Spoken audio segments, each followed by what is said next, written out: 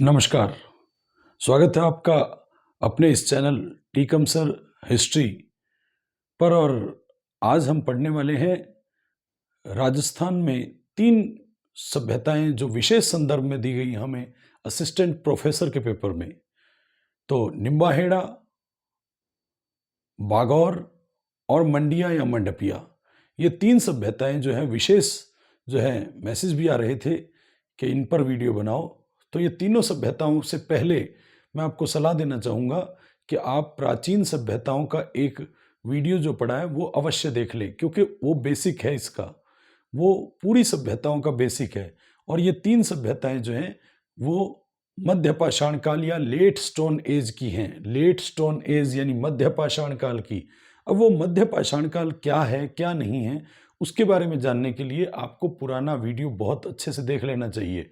इसके अलावा बैराट सभ्यता का भी वीडियो बहुत अच्छे से देख लीजिए, क्योंकि उसमें भी जो है तरीका बताया गया है।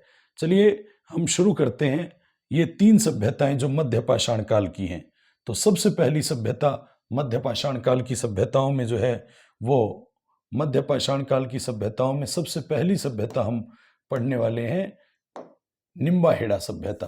तो सबसे पहले जाने कि मध्य पाषाण को मीजोलिथ भी कहते हैं, मीजोलिथ कहते हैं, या मध्य पाषाण काल को माइक्रोलिथ भी कहते हैं। क्योंकि माइक्रोलिथ इसलिए कहते हैं क्योंकि यहाँ छोटे उपकरण मिले, पत्थर के छोटे उपकरण मिले, इसीलिए मध्य पाषाण काल को माइक्रोलिथ या लघु पाषाण काल या सूक्ष्म पाषाण उपकरणों का काल कहते हैं।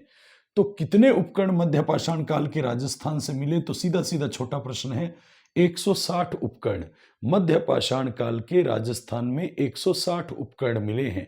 160 उपकरण मध्य पाषाण काल मीजोलिथ काल के मिले हैं।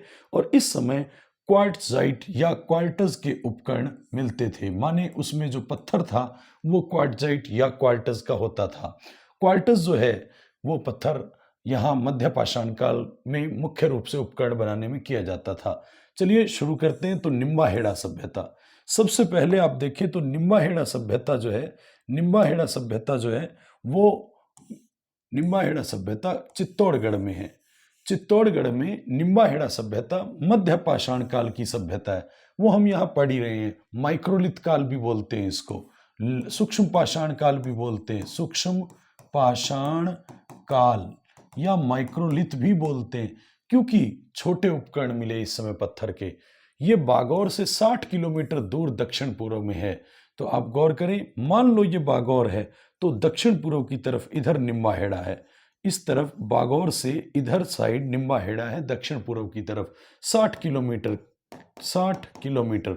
और बागौर से बी फॉर बागौर से इधर दक्षिण पूर्व में निम्बाहेड़ा, उत्तर में जो है मंडपिया है, नॉर्थ में मंडपिया है। तो आप ध्यान रखें कि ये स्थिति जो है वो आ गई है मंडपिया, बागौर, बीच में बागौर है, बीच में बागौर है, और इधर दक्षिण पूर्व की साइड जो है वो निम्बाहेड़ा है, दक्षिण पूर्व की साइड निम्बाहेड़ा है, और मंडपिया जो है वो ऊपर है, MBN ये स्थिति बनती है।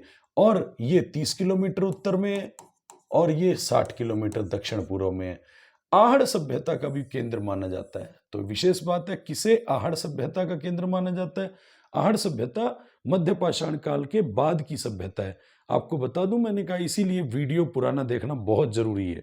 पुराना वीडियो से आपको ये समझ में आ जाएगी कि कौन सा समय मध्य पाषाण काल का था और कौन सा ताम्र पाषाण काल का। तो ताम्र पाषाण काल की सभ्यता, ताम्र पाषाण काल की सभ्यता, चैल्कोलिथ काल की सभ्यता जो है आहड़ थी, और उसी आहड़ का ही ये स्थल माना जाता है, क्योंकि अवशेष इस तरह के मिले जैसे आहड़ में मिले, लेकिन ये है मध्य पाषाण काल का। तो निम्बाहेड़ा चित्तौड़गढ़ में है, निम्बाहेड़ा 60 किलोमीटर दक्षिण पूर्व में है बागौर से, और निम्बा नदी या कझाली नदी, इसी को कदमाली नदी भी कहते हैं, कझाली नदी या वर्तमान में इसका नाम कदमाली नदी है, उसके किनारे निम्बाहेड़ा है। अरावली और विंध्याचल के बीच में है। तो निम्बा और हेड़ा, आप देखो निम्बा और हेड़ा, निम्बा नदी है और हेड़ा, हेड़ा यानी उस स्थान को कहते हैं। तो निम्बा हेड़ा दो भागों में बटा, निम्बा हेड़ा यानी अरावली और विंध्याचल के बीच में, संधि स्थल में, याद करने का तरीका है ये।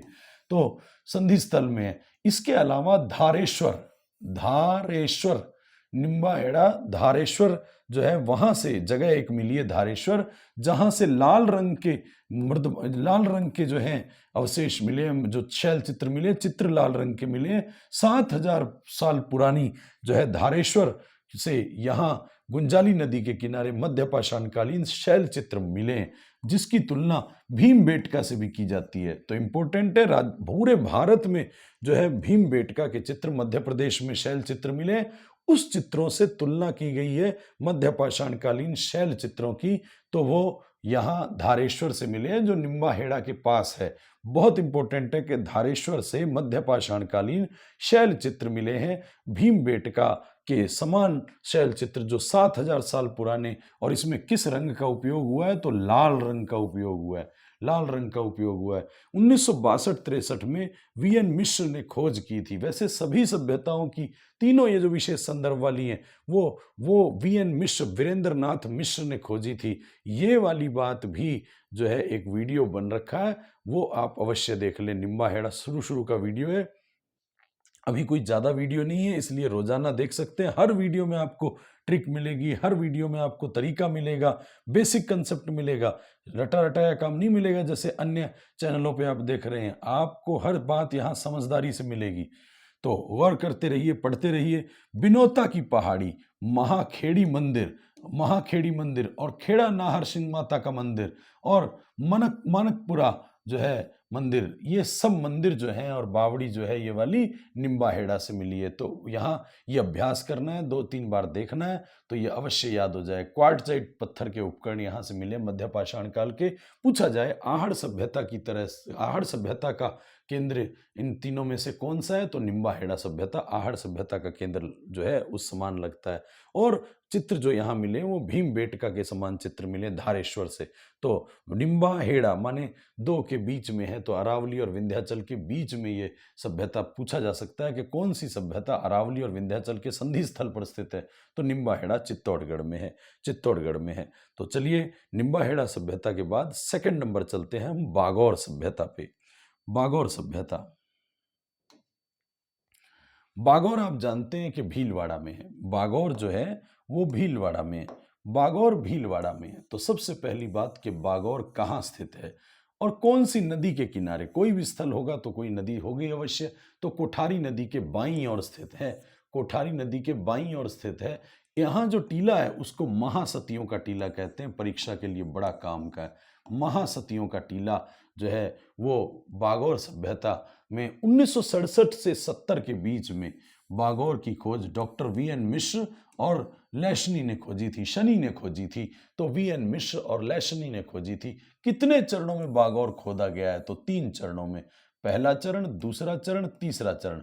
तीसरे चरण में जो शव हैं वो उनके सिर और पैर उत्तर दक्षिण में, उत्तर में सिर और दक्षिण में पैर, और अन्य जगह जो है पहले दोनों स्तरों में पूर्व पश्चिम की ओर है। फर्स्ट स्तर जो है उसमें मृदभांड नहीं मिलते, मिट्टी के बर्तन नहीं मिलते हैं पहले स्तर में। इसका मतलब मिट्टी के बर्तन तो आए नवपाषाण काल में, इसका मतलब यहाँ मृदभांड नहीं मिलते हैं। तो यानी मध्यपाषाण काल का पूर्ण रूप से स्थल है। और मध्यपाषाण कालीन स्थल जो है सबसे बड़ा स्थल है पूरे भारत में। भारत में जितने भी मीजोलिथ काल के स्थल हैं, मध्यपाषाण काल के स्थल हैं, उनमें सबसे बड़ा स्थल जो है वो बागौर ही है। और बागौर भीलवाड़ा में कोठारी नदी के बाईं ओर है। बै बागौर, बै बाईं ओर होता है। और भारत में पशुपालन के प्राचीनतम साक्ष्य, साथ साथ में यदि कृषि का भी लिखे तो बुरी बात नहीं होगी। बाद में यहाँ कृषि भी आ गई, कृषि भी आ गई जब नवपाषाण काल का समय आया। तो पूछा जाए पशुपालन और कृषि के प्राचीनतम साक्ष्य कहाँ से मिले हैं? तो वो भी बागौर से मिले हैं, बागौर से मिले। सोचिए, जहाँ बाघ होगा वहीं पशु होगा, जहाँ बाघ होगा वहीं खेती होगी। बड़ी संख्या में माइक्रोलिथ उपकरण मिले, यानी मध्यपाषाण काल के जो उपकरण हैं वो छोटे होते हैं। सूक्ष्म पाषाण काल माइक्रोलिथ काल कहते हैं क्योंकि माइक्रोलिथ उपकरण मिले हैं। तो सबसे ज़्यादा संख्या में मिले। इस छोटे उपकरण मिलने का मतलब यहाँ से शिकार प्रवृत्ति, आखेटक प्रवृत्ति रही होगी। युद्ध और शिकार के साक्ष्य मिले हैं। तो आपको ऊपर नजर आ रहा है माइक्रोलिथ। बोतल के आकार के बर्तन मिले, बोतल जैसे बर्तन मिले हैं। शीशे के गहने मिले हैं, शीशे के गहने मिले। तांबे के उपकरण, जिसमें विशेष बात है छेद वाली सुई मिली है। तो ये बहुत काम की बात है, छेद वाली सुई मिली है बागौर में। तो 5 कंकाल भी मिले हैं बागौर से, 5 कंकाल मिले हैं, जिस एक कंकाल में पत्थर और हड्डियों का हार मिला है, उस कंकाल में के गले से पत्थर और हड्डियों का हार मिला। बहुत इंपॉर्टेंट है कि एक कंकाल मिला है जहां 5 कंकाल तो टोटल मिले हैं और एक कंकाल उसमें जिसमें गले में पत्थर और हड्डियों का हार है। प्राचीन सभ्यताओं का पालना कहते हैं, क्योंकि देखो मध्य पाषाण काल का उस समय का सबसे बड़ा स्थल है, पशुपालन हो रहा है, यहाँ कृषि हो रही है तो लोग रह रहे हैं, कंकाल है तो यानी मनुष्य भी रहे होंगे। तो कुल मिलाकर के यहाँ जो है ये पालना हो गया, जहाँ से पनपी है ये सभ्यताएं, तो प्राचीन सभ्यताओं का पालना कहते हैं। बनास संस्कृति भी नाम से जाना जाता है इसको, आहड़ सभ्यता को भी कहते हैं बनास संस्कृति, लेकिन इन सभ्यताओं में भी बागौर सभ्यता को बनास संस्कृति कहते हैं। जो बुल मिला है वो आहड़ में भी बनासियन बुल है और यहाँ भी बनासियन बुल है। आदिम मांडलगढ़, मांडल जो है भीलवाड़ा में, वहाँ आदिम जाति संग्रहालय जो है वो बना हुआ है। तो आदिम जाति संग्रहालय बना हुआ है। 3 चरणों में बागौर की खोज हुई है, 3 चरणों में बागौर की खोज हुई है। पशुपालन के प्राचीनतम साक्ष्य कृषि के और सबसे बड़ा स्थल मध्य पाषाण काल का स्थल जो है यहाँ से मिला है। विशेष बात 5 कंकाल मिले हैं, जिसके गले में, एक कंकाल के गले में पत्थर और हड्डियों का हार है। प्राचीन सभ्यताओं का पालना कहते हैं। सबसे ज्यादा समृद्ध कोई यदि जगह थी, भरी पूरी जगह थी, तो वो बागौर थी। बागौर जो है पशुपालन हो रहा है, कृषि हो रही है, मानव के कंकाल मिले हैं, तो ये बहुत इंपॉर्टेंट बात हो जाती है। तो इसलिए जो है वीएन मिश्र और डॉक्टर लैसनी ने इसकी खोज की थी बागौर सभ्यता की। तो बागौर कोठारी नदी के बाईं ओर स्थित है। सभ्यताओं के क्रम में तीसरी सभ्यता जो है वो निम्बाहेड़ा और बागौर के बाद मंडपिया या मंडिया सभ्यता है। गौर करें, मंडपिया या मंडिया सभ्यता की खास बात है कि वो भी भीलवाड़ा में है, बनास नदी के किनारे है। बनास नदी की, हर एक की नदी पता होनी चाहिए, निम्बाहेड़ा कदमाली नदी के किनारे है और बागौर कोठारी नदी के किनारे है और मंडपिया जो है भीलवाड़ा में बनास नदी के किनारे है।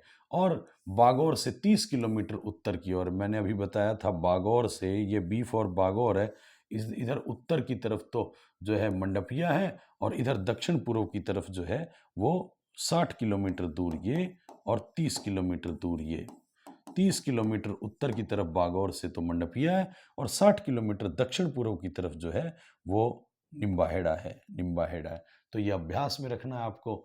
खोज इसकी वीएन मिश्र ने ही, वीरेंद्रनाथ मिश्र ने ही की थी।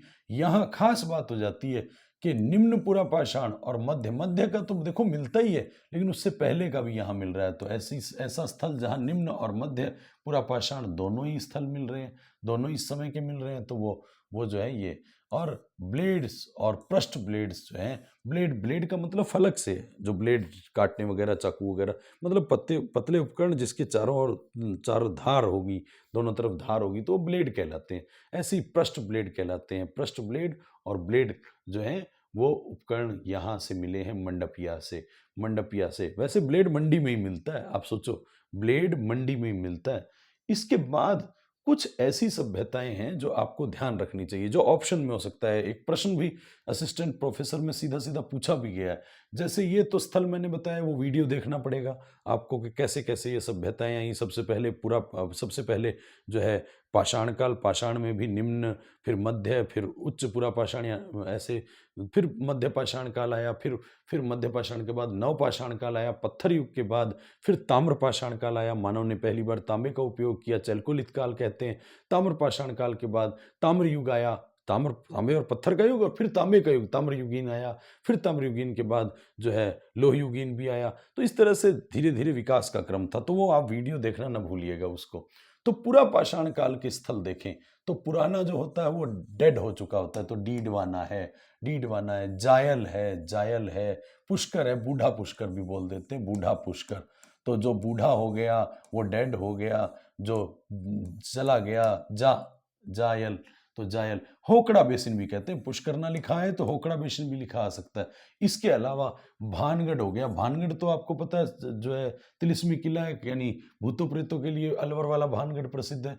इंद्रगढ़ कोटा में है, यहाँ से एक हैंड एक्स पत्थर की कुल्हाड़ी मिली है। तो भानगढ़ जो है वो अलवर में है, भानगढ़ अलवर में है, दर भरतपुर में है, झालावाड़, ये सब जो है भानगढ़, इंद्रगढ़, इंद्र भी पुरानी चीज़ है। भानगढ़ का किला भी भूतों का किला तो पुराना ही हुआ, और डेड हो गया, भूत हो गया, डेड हो गया, भूत हो गया।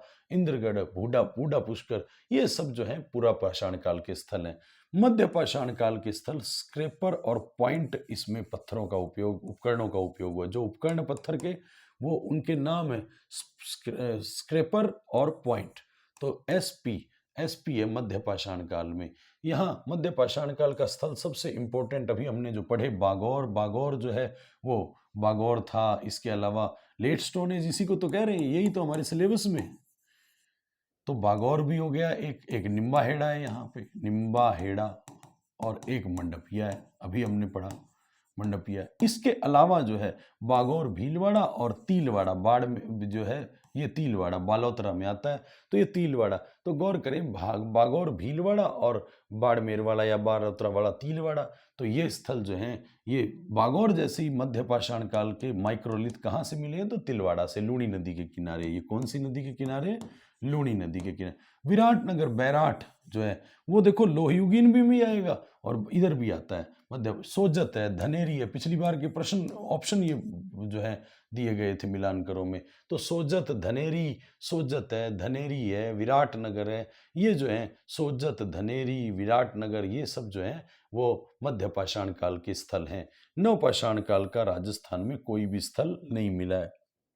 ताम्रपाषाण काल की सभ्यताएं जैसे बाकी जो बच गई, वो आहड़ है, गिलुंड है, कालीबंगा है, बागौर। बागौर में देखो, बागौर और तिलवाड़ा वो यहाँ भी आएगा। अब एक समय का तो होता नहीं है, मेन तो हमें मध्य पाषाण काल का याद रखना है, उसके बाद का भी ताम्रपाषाण काल में भी आता है। बालाथल उदयपुर में जो आहड़ सभ्यता का ही भाग है, गिलुंड आहड़ सभ्यता का ही भाग है, कालीबंगा हो गया, गणेश्वर भी यहाँ इसी जगह रख सकते हैं, गणेश्वर। और ताम्रयुगीन सभ्यताओं में भी गणेश्वर आ जाता है, तो गणेश्वर, ताम्रयुगीन, बेणेश्वर डूंगरपुर वाला, झाड़ोल उदयपुर वाला, झाड़ोल उदयपुर, जोधपुरा, जोधपुरा और नोह, जोधपुरा जयपुर में है, नोह भरतपुर में है। तो जो एक दूसरे स्थल ऐसे आ सकते हैं, एक एक दो दो, लेकिन आप गौर करें कि कौन से आने। मलाह अभी भरतपुर में, पूगल बीकानेर में, पिंड पांडलिया चित्तौड़गढ़ में, और कुराड़ा अभी पूछा गया था किसी पेपर में, तो पर्वतसर में कुराड़ा ताम्रयुगीन सभ्यता का स्थल है। लोह युगीन जो है वो लोह, नोह है भरतपुर वाला। नोह देखो वहां भी था, इससे पहले भी था, बाद में भी आ गया नोह। ये भी अभी किसी पेपर में पूछा गया था, कोई एलडीसी वगैरह के पेपर में या कोई कोर्ट वाले पेपर में।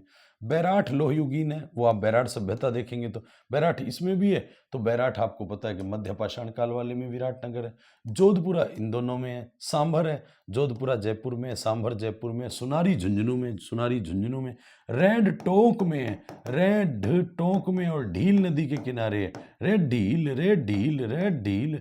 तो नगर, नगर जो टोंक में है, नैनवा भी टोंक में है। चक चौरासी, चक चौरासी, अनूपगढ़, तरखान वाला, ये भीनमाल, ये सब लोह युगीन है। चक चौरासी और तरखान वाला जो है वो लोह युगीन सभ्यता के स्थल हैं। 2-3 बार आप देखेंगे तो इन सभ्यता के स्थलों में आपको बहुत कुछ पता लगेगा। आप जितना बार इसको देखेंगे उतना ठीक रहेगा। एक बार देखने के बाद इसको डबल स्पीड से देखें। यूट्यूब पे ये आपको सुविधा उपलब्ध हो रही है, तो आप इसका अधिकतम फायदा उठाएं परीक्षा के लिए। सभ्यताएं बैराठ के अलावा भी कालीबंगा, आहड़ वगैरह और भी सभ्यताएं हैं, छोटे छोटे और भी स्थल हैं, लेकिन हम बहुत सारा कुछ नहीं कर सकते। तो मेन पॉइंट जो हमारे दिए हुए हैं उसको हम कर सकते हैं। अच्छे से कीजिएगा, अपना ध्यान रखिएगा। धन्यवाद। और लाइक कीजिएगा, शेयर कीजिएगा, इस चैनल को ज़्यादा से ज़्यादा ग्रो करवाइएगा। धन्यवाद।